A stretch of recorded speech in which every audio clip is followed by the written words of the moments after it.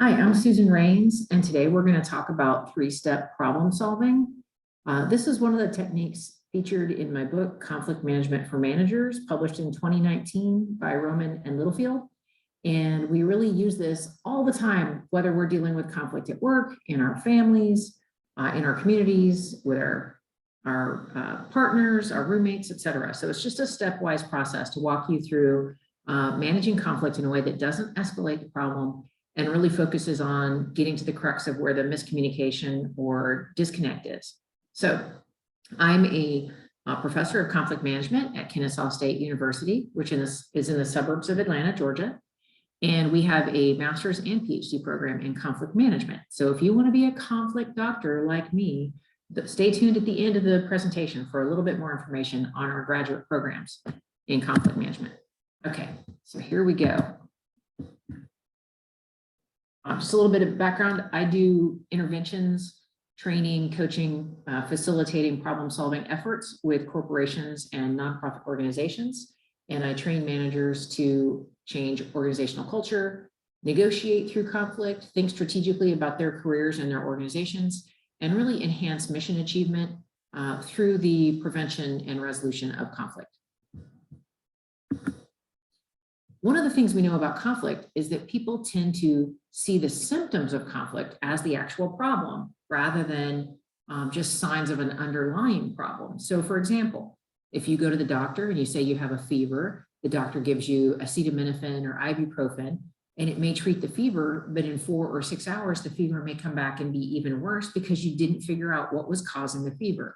So when someone says we have a huge problem with turnover at the workplace, or we have a lot of litigation and equal employment opportunity complaints, or allegations of discrimination or bullying or bad behavior, those are often the symptoms of underlying problems. So we want to figure out how to fix the symptoms, but we also want to figure out what is causing that recurring conflict, whether it's disengagement of employees, whether it's bad brand image, again, related to unresolved conflict typically.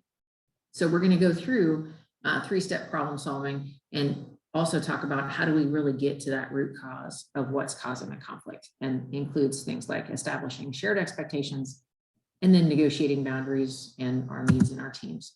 These are common sources of conflict at home and at work. If I talk to any organization of more than 4 people, they will come back and say, we have a problem with workload distribution. Somebody's doing too much work, somebody's doing too little work. That is a human problem. It exists in every workplace team, every couple, every family, every workplace. So you just repeatedly need to negotiate what are our shared expectations around how we will share the workload, and then how will we make that happen?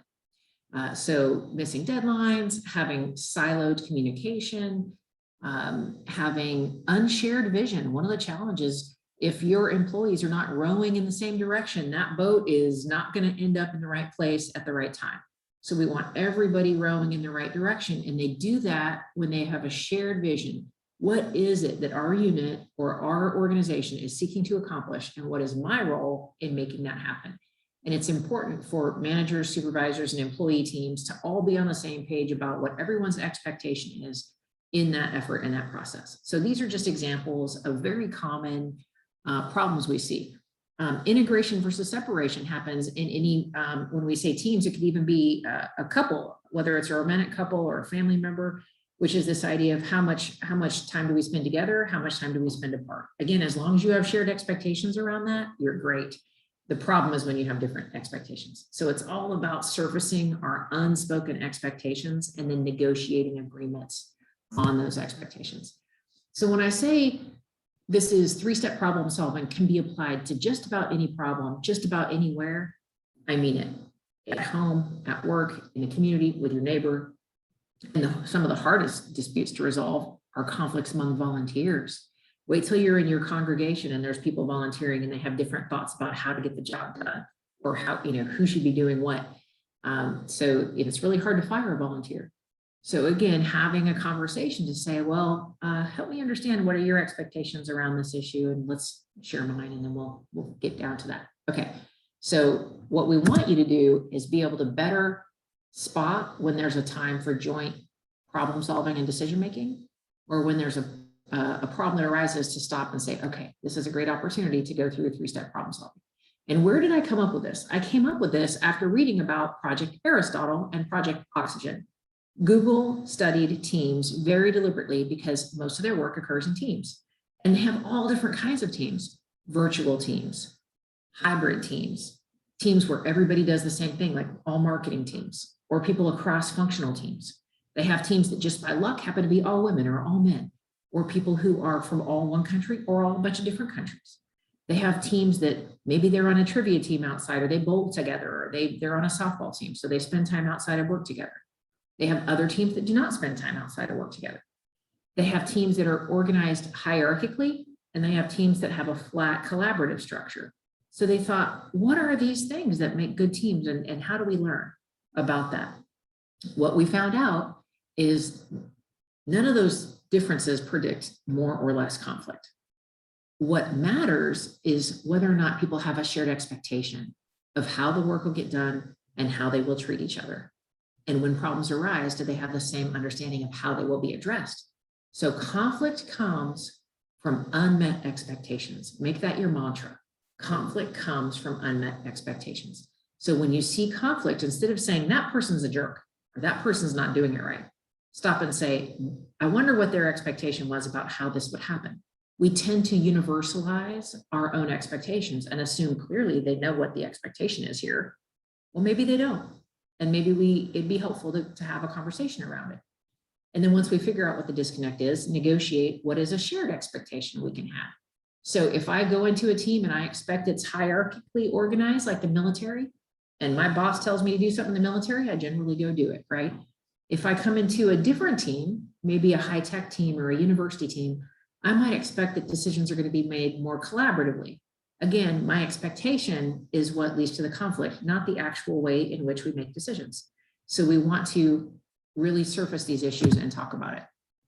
So how do we build these shared expectations? Here is literally a script that you can think about using, and you can change it up to fit your mode of communicating, but just an example. So 3 steps. Number 1, you want to normalize that conflict is normal. It happens anytime 2 or more people work together or live together or strive to accomplish something together.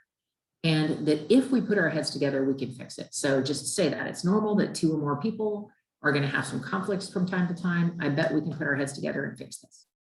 Because that intent before content, where you want to convey a positive intent. My intent isn't to make you feel bad, make you feel stupid, make you feel like you've done something wrong, get you defensive.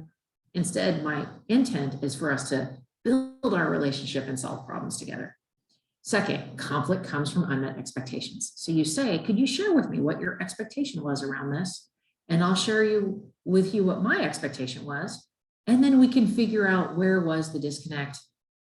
Then the next step would be, let's brainstorm solutions together to reach shared expectations about how to fix the problem that has arisen and how to prevent future similar problems. So we want to negotiate those shared expectations together. And then there's lots more we could talk about in negotiation training and how to ask good questions and how to listen. So there'll be more videos like this, but we want you to at least understand this 3-step. And I'll give an example. I just did this with my son. He's in high school, and we have the rule that all the kids in my family take one night a week to learn how to cook and give mom a break. And if you cook, you don't have to do dishes. So if I come home and it's 6:30 and there's no dinner and it's your day you signed up for dinner, I would just say, oh, did I misunderstand? What was your expectation? And they can say, oh, I thought it was Wednesday. Okay, well, now let's put a chart on the wall so we don't have that misunderstanding again. Or let's figure out what's going on, right? So whether it's a communication problem or whatever, now we know what the problem is and we can fix it. All right, so that's just a little tip on 3-step problem solving. Try it today in your teams. And this comes again from the 2nd edition of Conflict Management for Managers, which is published by Roman and Littlefield. It is available on Amazon and through bookstores online. And also, I want you to know that if you need help with conflicts in your organization or your community, you can reach out to the Center for Conflict Management at Kennesaw State University, where we offer trainings, workshops, interventions, process design, coaching, all kinds of services to help you and your team function better. And we also offer a master's degree and a PhD in conflict management. Our master's degree is taught over 16 months every other weekend so that you can receive your master's degree while getting experience in the field. So feel free to reach out, let us know how we can help. And thanks for taking the time to listen to 3-Step Problem Solving with me.